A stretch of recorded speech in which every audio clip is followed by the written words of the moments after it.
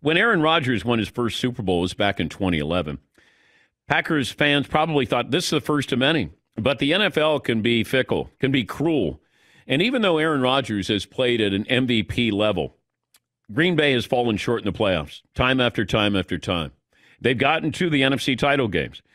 Rodgers can be brilliant, but that's still not always enough, and we saw that yesterday against the Buccaneers.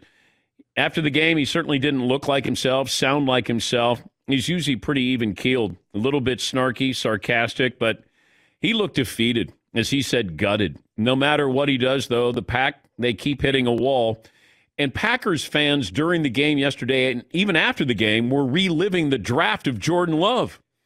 If we only would have taken an offensive tackle or a cornerback or a tight end. Now you got a problem with the Jordan Love draft, huh?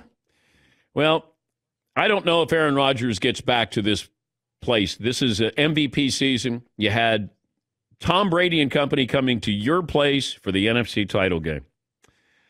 But, you know, you got to give credit to Tampa's defense. Tampa's defense won that game yesterday, in my opinion. We've seen other great quarterbacks have similar journeys here. You know, Brady's the outlier, but Brett Favre won only one Super Bowl. Drew Brees won only one. Peyton Manning won two, but more of a bystander in that second one. But Rodgers, I don't know. He's down. He's out. Does he want to stay in Green Bay? He seemed to have a cryptic message when he was on the podium yesterday.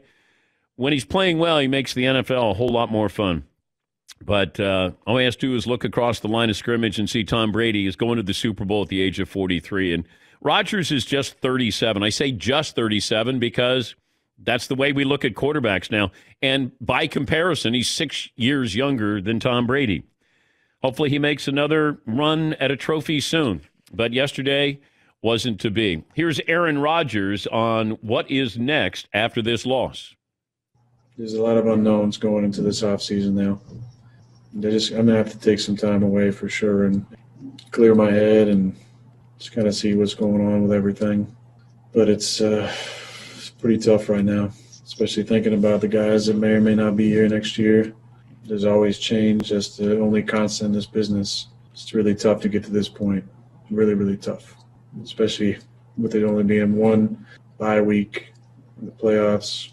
It's a grind just to get to this point, and that makes the finality of it all kind of hit you like a ton of bricks. That's why it's a gutting feeling in your stomach. That's what hit me, because I wanted to leave that in because I think it was just the enormity sort of hit him there, where you want to exhale. You want to try to not say something you're going to regret. You know, if you're 30 years of age, 25 years of age, you think you're going to be back. You expect to be back. He's 37. And this was a very good year for the Packers. You have to win the home game against the Tampa Bay Buccaneers. And then Tom Brady throws 3 interceptions on 3 consecutive drives, and you don't take advantage of that. And then the opportunity with a little more than 2 minutes to go, you got to score a touchdown at some point, and you decide to kick the field goal.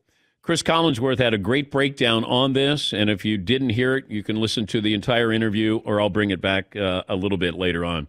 Kevin King did not have a good day at all, as he gave up a couple of touchdowns, including Scotty Miller sprinting right past him for another touchdown.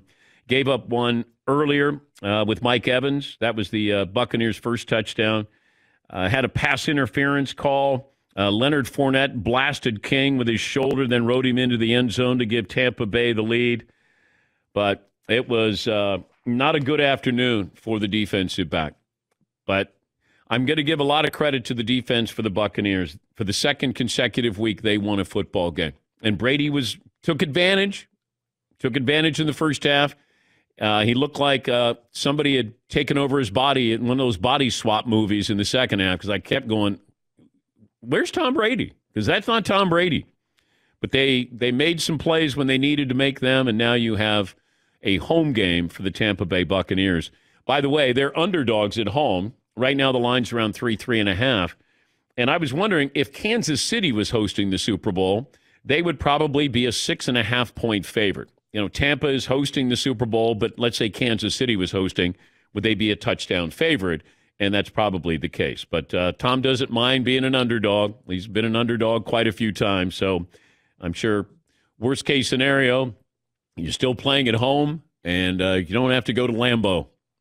Yeah, Paulie. I was thinking about this on the drive in. If the Packers had somehow made the comeback and won the game, what would we be talking about today? How critical would we have been of the 3 second-half interceptions of Brady? And would he get the tag of losing this game like he's getting the credit for winning this game? Yeah, he doesn't deserve the credit for winning the game. This is a team win. It's not going to be presented that way because, these shows, TV shows, radio shows, nobody's interested in talking about Scotty Miller or the defensive front or Shaq Barrett. Not going to happen. It's all about Brady. And, the same can be said for the Kansas City Chiefs with Patrick Mahomes. This is about Patrick Mahomes. No, it should be about the entire Kansas City Chiefs. That secondary was wonderful yesterday. They really were. Travis Kelce was brilliant. We expect Mahomes to be great. But I gave you a stat last week, might have been Thursday or Friday, and I said Buffalo this year during the regular season allowed more receptions for the tight end than any other team in football.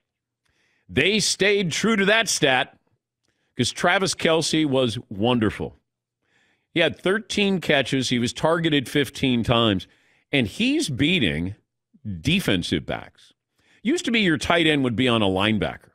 That's not the case because they're so good, so athletic, and Kelce is going up against cornerbacks and single coverage, and because you got to decide who are we doubling. Well, you can't double both of them, Tyreek Hill and Travis Kelce, but you have to have who are they doubling this time? Like you have to have some doubt, and you have to be aggressive with Kansas City. Buffalo did not look like they were on the same playing field in more ways than one with Kansas City last night. Great year, but Kansas City is just different. They've been through this. Buffalo has not. And this might be one of those where next year, 2 years, 3 years down the road, Josh Allen talks about this moment, this learning moment. The Bulls had the Pistons. The Pistons had the Celtics. You have these moments where you got to get through them, and then you never look back. But if you don't beat Patrick Mahomes, you got to take advantage these opportunities. But Cleveland will stand out to me this year because I think they had a chance that they could have beaten Patrick Mahomes. Well, they could have beaten the Chiefs. If you can't beat Chad Henne, you have no shot against Patrick Mahomes. But I still think, it was re-emphasized to me yesterday by a source that Mahomes did not have a concussion. He was diagnosed as a concussion, therefore he has to go through concussion protocol. The bigger issue was turf toe. And that's something that Buffalo never used to their advantage to make Patrick Mahomes run a little bit, put pressure on him. Easier said than done, but man, I got to live and die by being aggressive against him. And Tampa will be aggressive against him. Absolutely. But you have to be.